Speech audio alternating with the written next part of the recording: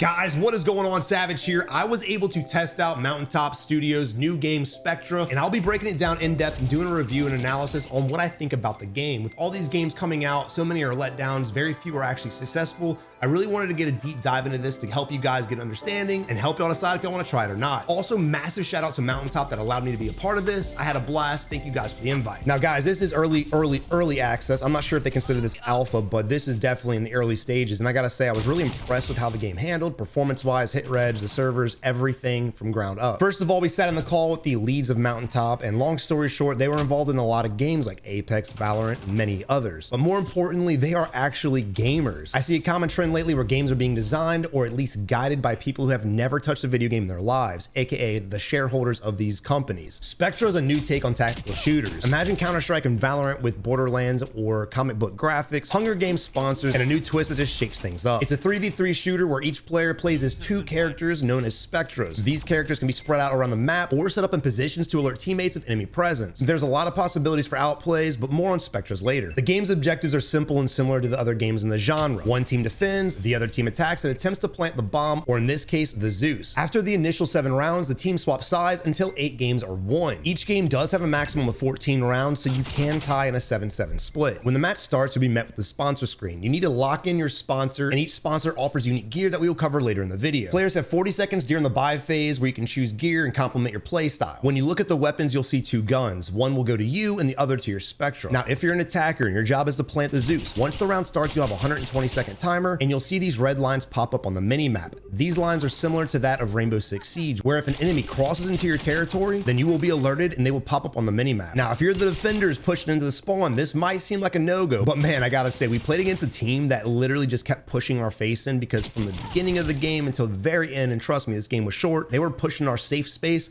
and completely blowing us away. This small feature just brings one more element to the genre that just makes it quite unique. Now, the attackers who are planting the Zeus have 2 bomb sites to go to, A and B, and the objective is simple. The attackers have to plant or defeat all the defenders, while the defenders can win by eliminating all the attackers, preventing the attackers from planting until the timer runs out, or by defusing the Zeus after it's been planted. The economy of the game is pretty simple.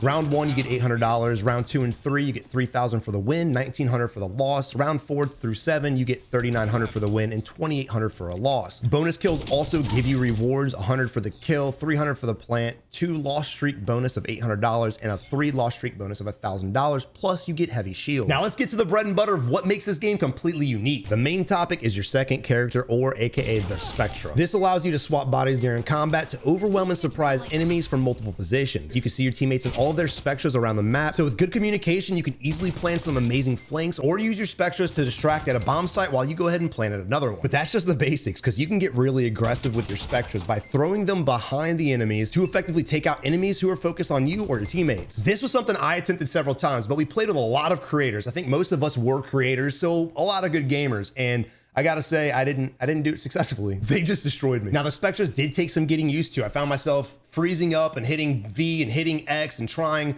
to throw and accidentally teleporting, and then trying to teleport and accidentally throwing. So it will take a little bit of practice. It's nothing crazy. It's just one more thing to think about while you're playing the game. I think this game's gonna be really similar to Fortnite as far as the evolution of gameplay. Beginning days of Fortnite, it was just simple ramps. You get there, use it as a heady, you shoot and you fight it out. And then you blink, and 6 months later, you're building skyscrapers in a matter of seconds and fighting each other while falling to the earth. It was absolutely wild. I think we're gonna see this with the Spectres as well. Right now, everyone's just doing basic tosses and then teleports, but I think mid gunfight, you're gonna see people switch, throw, go back, continue the fight, and then switch, and then shoot the guy from behind. I think this is gonna open up an element of gaming that's just gonna blow people's minds. Again, if the game stands the test of time. Having Spectres to control is the most unique thing I've seen in this genre for a while. This really mixes up the basic fundamentals of Counter-Strike and Valorant, where strategy, aim, and teamwork and decision making get taken to a whole new level. Because even on a pro level, those things are difficult to keep in mind during every match, but now you have to take care of a whole nother aspect and a whole nother player, using them defensively or offensively to win the objective. Lastly, it's just nice to have a second chance. If you get killed, you get to come right back instead of sitting there waiting and spectating your teammate. It's a nice change of pace. Now, the Spectre controls are simple. V to throw your puck, which positions your Spectre, and then once your Spectre arrives at his position, hit X to swap characters. Now, something to keep in mind, the further you are away from your Spectre, if you throw your puck right next to him, he's gonna teleport instantly. But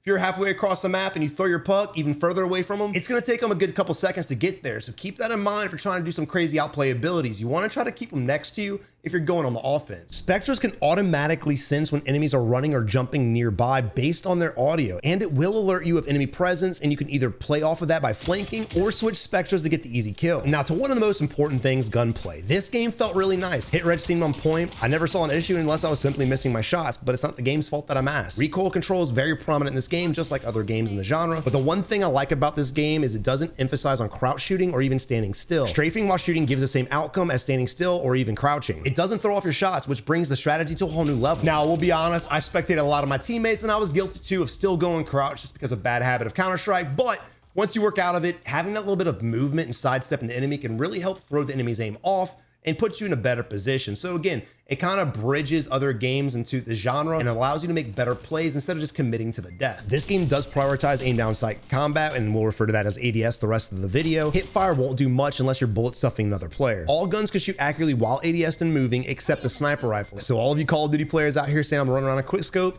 good luck. Most weapons have 2 zooms, and we're not going to go super in depth on the weapons and gear. I'll put out some short form content to cover the guns because there is a lot to cover. But one of my favorite things about the zoom is that you can seamlessly zoom in and out by pressing 5 or whatever key you have bound at the time, meaning you don't actually have to ADS in order to change your zoom. If you guys know games like Tarkov, you have to be in your scope and then hit the change zoom button. But this allows you to where if you know that you're in your second zoom and you're rounding the corner or you hear an enemy pushing you, you can quickly hit 5, and when you ADS, you're already in the sight you want to be in. Overall, the map designs seem really nice. There are a lot of angles to hold and control, which is a good thing because even with 3 players and 6 characters total, including your Spectres, there are so many ways for enemies to push bomb sites, and it's still difficult to hold them all. This leaves a huge opportunity to outplay enemies who aren't positioned correctly, therefore taking away from the long drawn out stalemates that you might sometimes find within the genre. Overall, the maps are vibrant. I didn't see any dark areas where enemies can hide. Everything was lit up pretty well, which is just great, especially those of you that come from Warzone. They definitely emphasize map knowledge because of all the different elevations and angles. There's a lot to keep your eyes on. When holding angles, some areas are difficult to see depth because some of the objects do kind of blend in together. Now, this isn't really a graphical issue or an issue on their point. You just need to know the map so you can understand what corners these enemies can be peeking. A lot of the areas of this map are a different elevation, and you'll need to throw your puck up there and allow your Spectre to have access, and then throw your other puck to allow your other Spectre to have access. Climbing these areas is extremely easy, but it can be detrimental because if you throw your puck up there and your guy pops up and an enemy's holding that angle,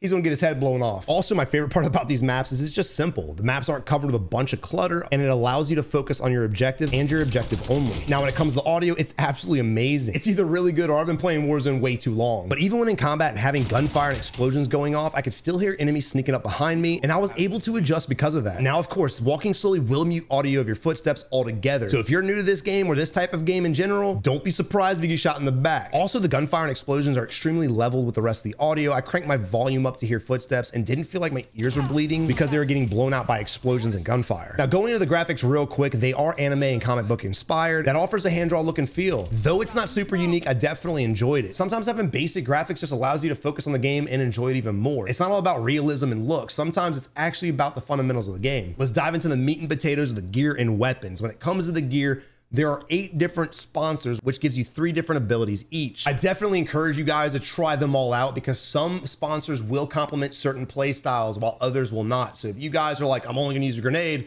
but you're sitting there camping with a sniper rifle, it might not be for you. Now, the first sponsor is Pinnacle International. You get a splinter grenade that has a 75-second charge and explodes into 8 splinters, each dealing 40 damage. I got hit by one in the face and it instantly killed me because I was in a corner camping like a second ability is Adrenaline. You can hold a max of 2, and these will heal your character for 80 health over 10 seconds. And lastly, you get a flash grenade that explodes after 1.6 seconds and blinds all players within line of sight. You can also ult fire it and throw it underhand, and the flash goes off in only 1 second flat. The second sponsor is Morgan United. I don't know if I'm pronouncing that right, but there we are. First, you get a smoke shift, 60-second recharge that creates a cloud of smoke for 14 seconds. You can also ult fire this and throw the smoke grenade with your puck at the same time, allowing your Spectre to spawn inside the smoke without the enemy seeing the Spectre's recall lines. Now, I didn't cover that before, but when you do throw your Spectre, the enemies can see the recall lines, which is basically like a path of them teleporting to their actual puck, so you can kind of see where your guy's going. The second ability is Meltdown. When thrown, it creates an area of caustic fluid that damages players for 168 health over 7 seconds. And the last ability for Morgan is Hidden Grasp. This allows you to deploy a trap that cloaks itself, and once an enemy gets close, it explodes and creates a slow zone for 10 seconds. Moving on to Bloom Technologies, you get a Hex Barrier that's a 30-second recharge and creates a barrier that blocks all bullets. Each barrier has 150 health. Secondly, you get Twin Mine that heals a damaged ally and their Spectre for 80 health over 10 seconds. If you're damaged, you can alt fire and heal yourself and your Spectre for 40 health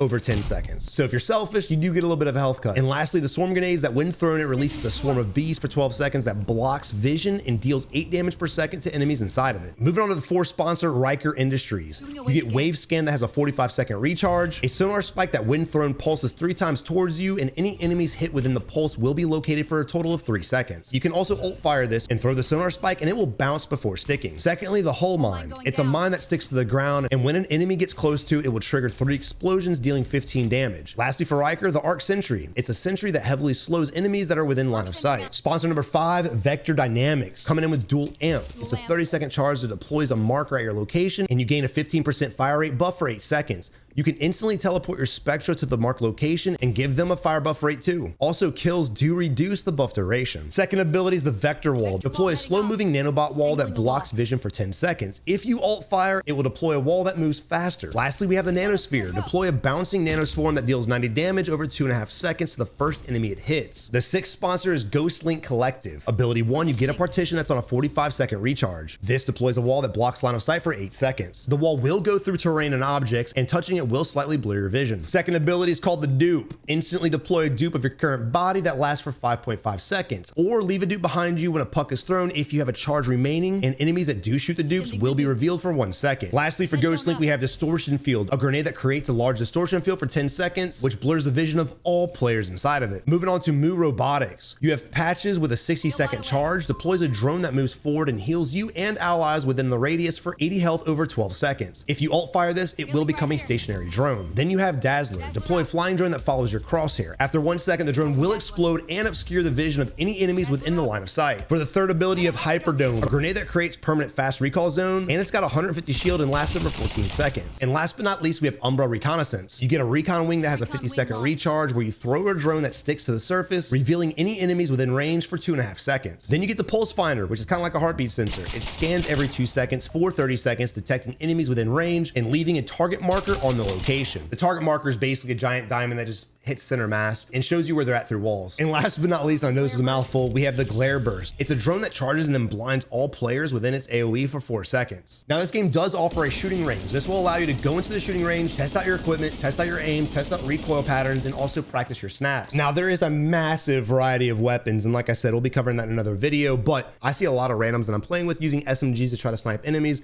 and it just doesn't work. This may seem basic because a lot of you guys are gamers already, but trust me, any new players who haven't played Counter-Strike or Valorant or any other games like this, make sure you guys are practicing your recoil patterns. And throughout this video, I know my aim's gonna be dog shit, but again, I only played for 2.5 hours. So what are you gonna do? Now, my overall impressions with this game is I really did enjoy it. It's gonna be a hyper competitive game, but it will complement casuals as well. Because of the different aspects, there is a lot more to know in this game than other games before this, but overall, it was solid to play. The graphics were great. I had no crashes, no frame issues. The hit reg is great. The servers were great. No disconnects. It was overall a very good experience. Like I said earlier, I think because of the Spectras, similar to Fortnite, I think when this game first comes out, it's gonna be very basic.